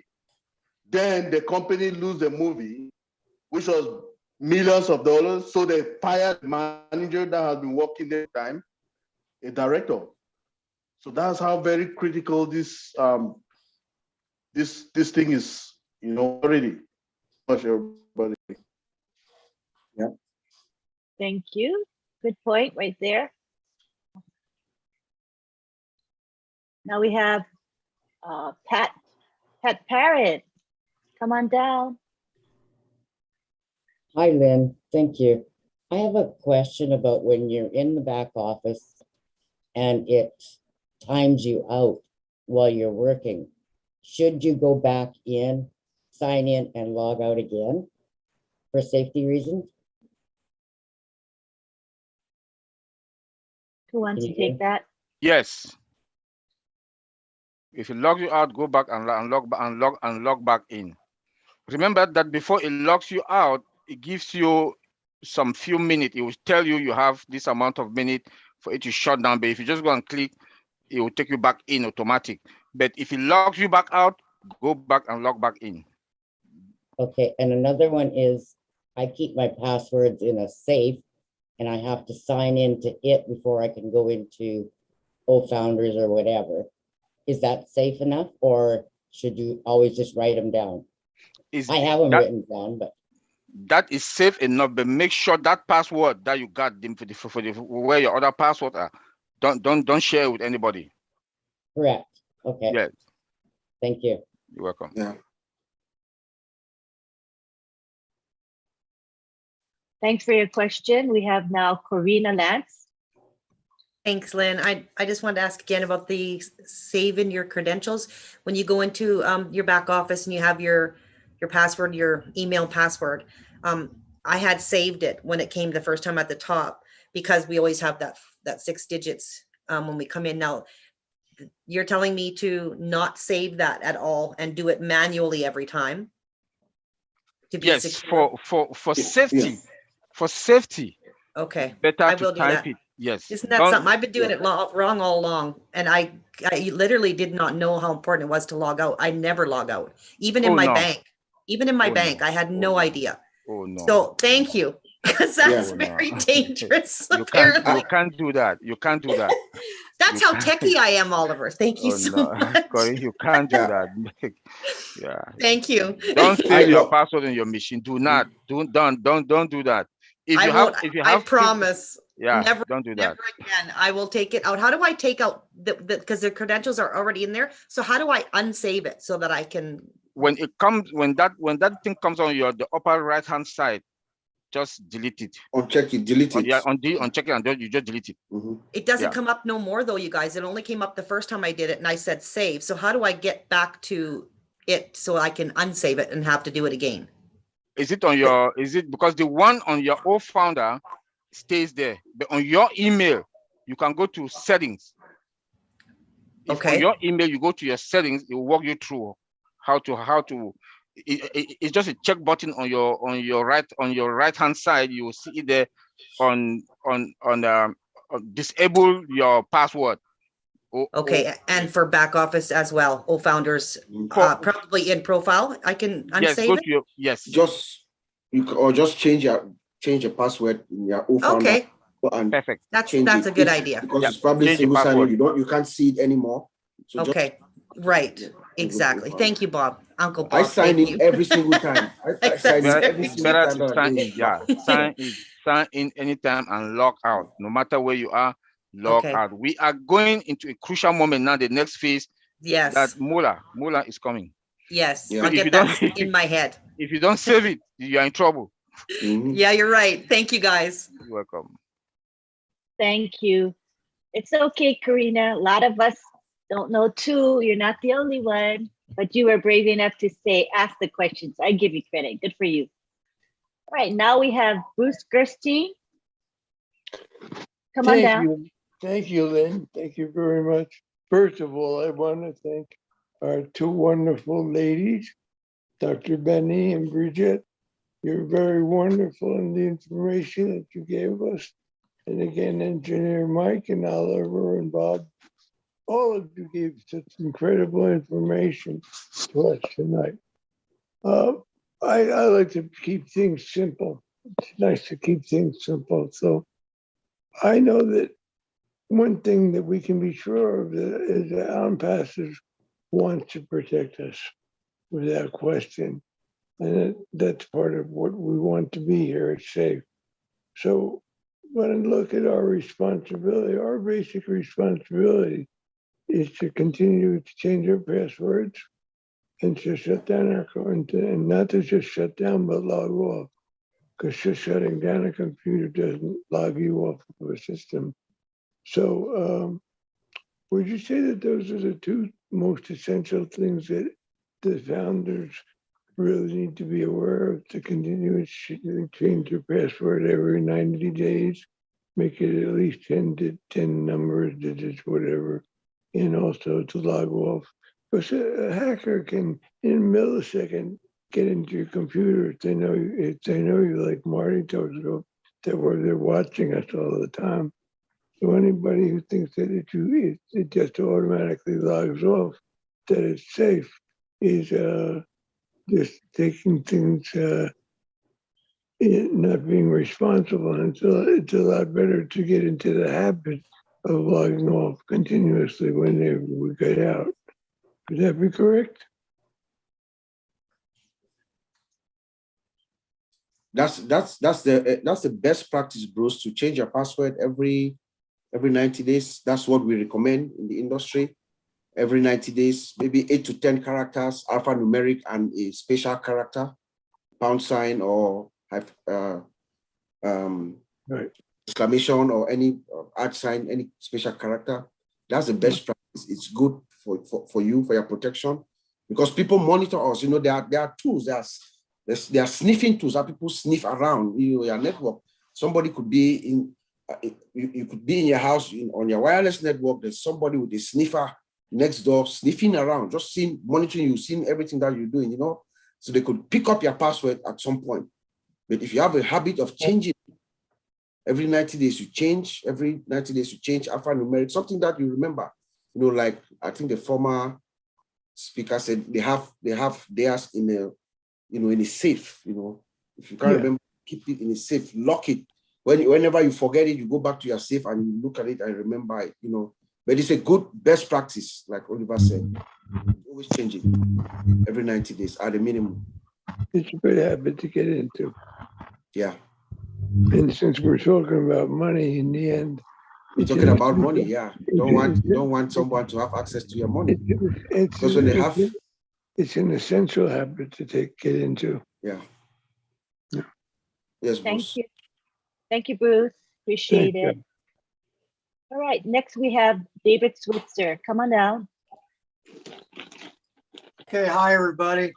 So just getting back what you guys are saying and what I'm hearing, that every time you go in your back office, you manually got to put your password in. Is that what you're saying?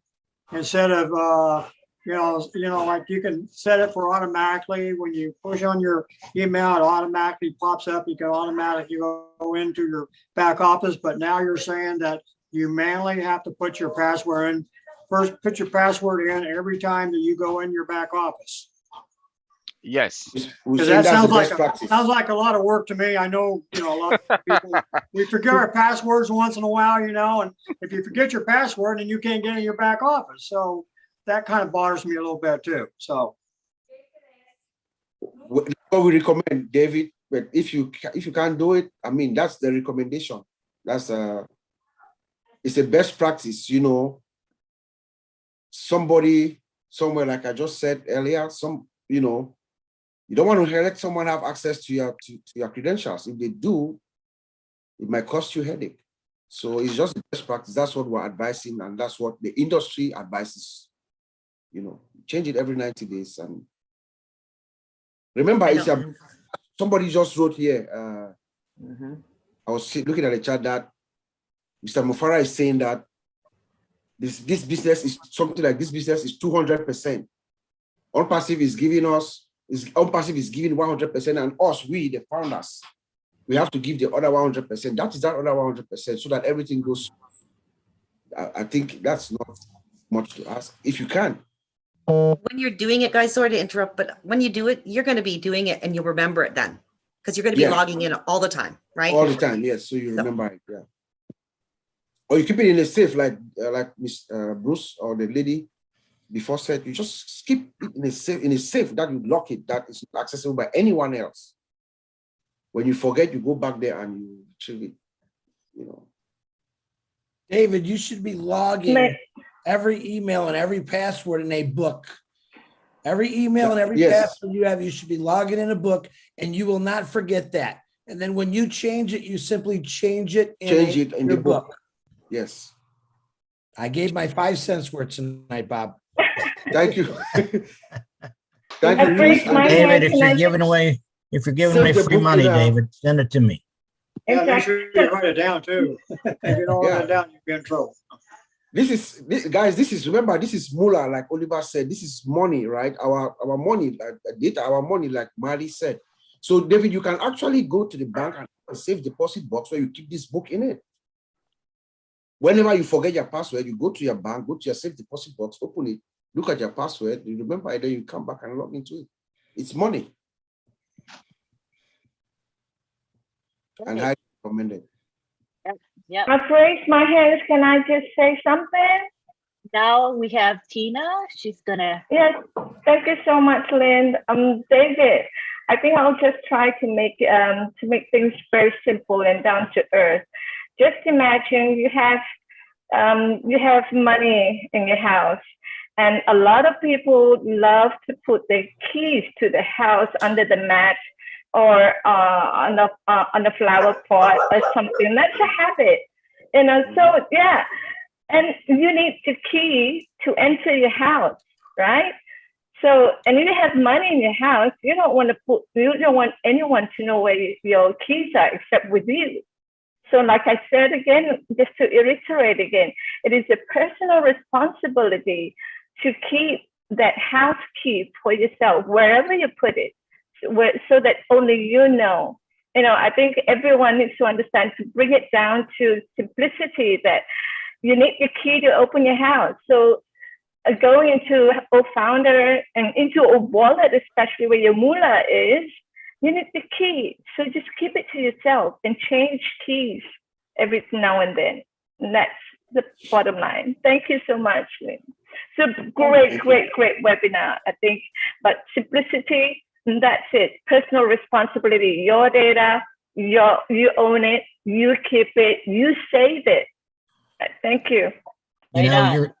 You're let me say something to Tina there. Tina, you're exactly right, because imagine your computer and everything as your house, like you said. If you're not going to protect yourself, just go out, hang a key on the door and say, key to house, money's in the bedroom. Okay? Absolutely. I agree. I love it. Thank you both. Thank you. Thank you. Now we have Niraj.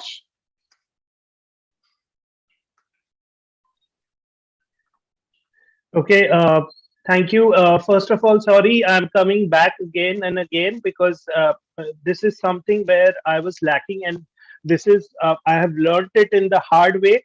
So I'm just trying to put the points. Since everyone understands the importance of logging into the account, and right, maybe we may not feel the importance right now, but of course, we are developing all those habits right now. So in future, we don't face this problem. One thing which I would actually like to stress is whenever you have an email address, and maybe the others can share their opinion about it. Whenever you are creating an email address, always have a recovery email address or a phone number, because unfortunately a lot of founders are not doing that, and then human mind has a certain level of remembrance and they forget the password, or maybe they lose their phone, or whatever happens to their phone, and then this I face this problem in a lot in India. I'm not sure about what happens around the world, but I would like to stress that please enter some kind of recovery settings in your email address, because if you do not enter that, then you would not be able to enter into your OnPassive account, and then there's no use of 10,000 lying in your account. You would not be able to withdraw that. So maybe others could share their opinion about it. Thank you. All right, does anyone want to say anything? We're gonna wrap it up. So any of our, I go agree ahead, with Niraj. Bob. I agree with Niraj 100%. All righty. Yeah. Tim, you're gonna be our last speaker.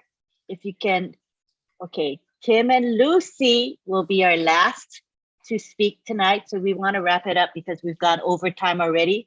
Again, Tim and Lucy will be our last speakers. Tim, can you go ahead and speak? Yes, Lynn. Hello to all. And today I was sitting at my computer and I was working out exactly what was being talked about. I have Chrome, Google Chrome, and I went to my settings and I opened the settings and I went to the more or advanced level, and it brought up a screen that showed me a couple different options. Autofill was on there, but that was what I needed. I clicked on autofill and it brought up another screen that said passwords.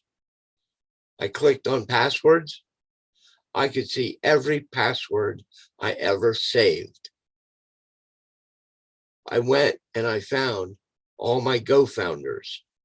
I went and I found all my Gmails for those Go founder accounts.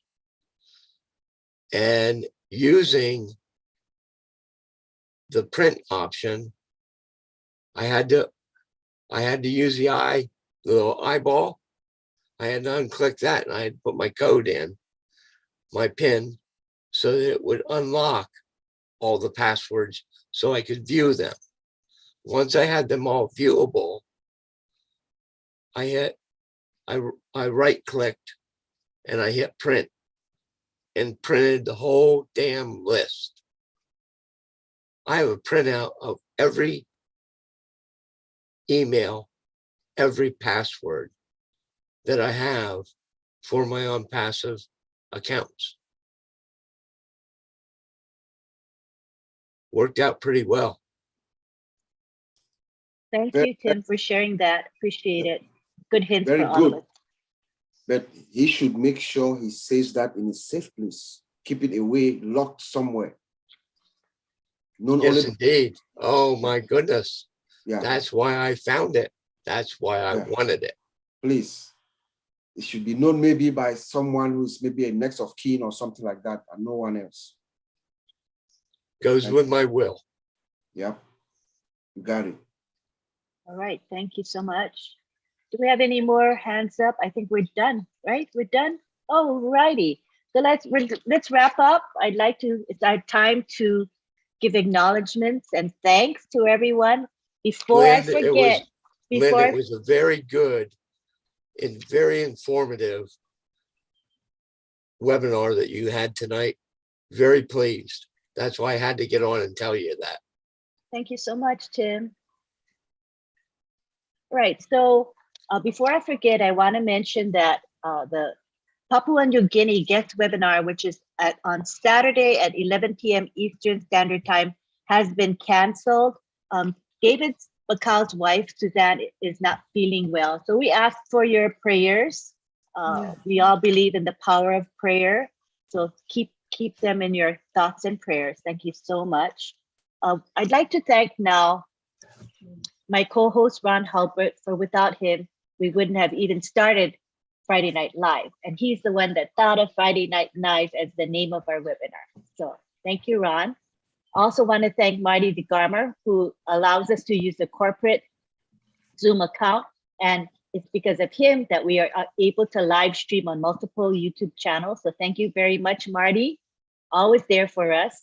I'd also like to thank Chris Johnson and Julie Wynn, who are always there in the background or sometimes in the foreground, helping us. Thank you, thank you, thank you. Thank you to Bill Musk, who created our graphics for tonight's webinar. Thank you to Bruce Gerstein, who helps bring people from the attendees list to the panelist list. Thank you so much. Thank you to our presenters tonight, Dr. Benny Blessing and Bridget Comsey. They did a great job on cybersecurity. Just give them a hand. I thought they did really well. It's not a very easy topic to cover and make it simple. So thank you so much. I want to thank our IT guys, Engineer Mike Ojangtambia, Oliver Fonte, and Bob Takusi. They added a lot to our webinar. Thank you to them. I also want to thank the leaders who took the time to attend. We have Niraj Dalvi, as well as Jeffrey Morlock and Cindy Hopkins that came tonight. We appreciate you so much. So on behalf of Ron, we would like to thank you so much for attending Friday Night Live webinar, and we look forward to seeing you again. Friday Night Live is every Friday at 8 p.m. Eastern Time. So be sure to join us next week. We'll have another great topic, some technical topic that we will make simple for everyone to understand. So at this time, we would like to have you unmute and say bye-bye, aloha to each other. Bye from Canada. Thank you. Bye, bye, good night. Bye, good night. Bye. Just for because. Thank you, Ron. Thank you, Lynn. Thank you, Marty. Leadership Council. Thank you. Bye. Bye, everybody. Love you all. Have a great weekend. Thanks, Ron. Good night, everyone. Good night, Pastor Paul. Bye. Good morning, Pastor